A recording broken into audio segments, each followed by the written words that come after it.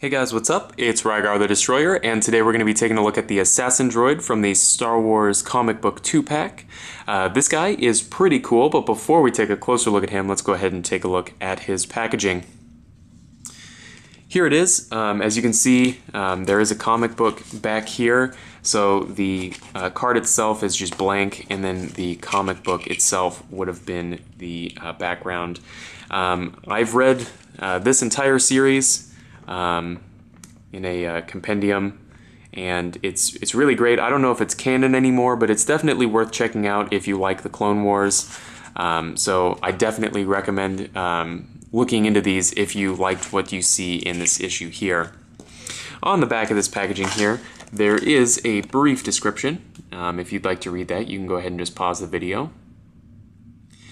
And then over here, it shows the Assassin Droid and the Anakin that does also come in this 2-pack, as well as the other figures that were released at the same time as this one here.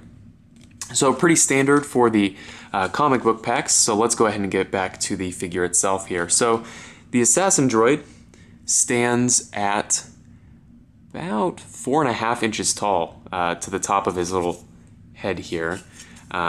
Which is pretty big for a 3 3/4 inch figure, but I think it is right in scale with the rest of the 3 3/4 inch line.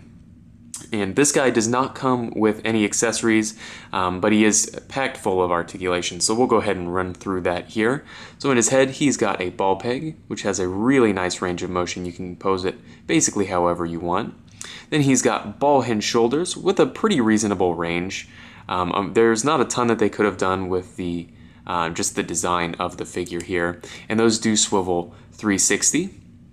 And this guy does have a play feature. He has this pop-up gun on his shoulder, and then whenever you move his arm like this, it will move the gun up and back, which is pretty cool. But then of course they are independently articulated so that you can pose him basically however you want.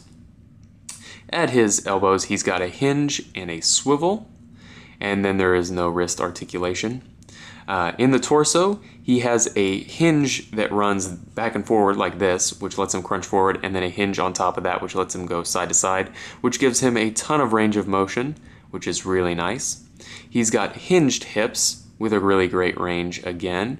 Then he's got hinged knees with a swivel at the top of the knee there, and then he's got hinged ankles with a swivel. So overall, this guy is pretty large overall.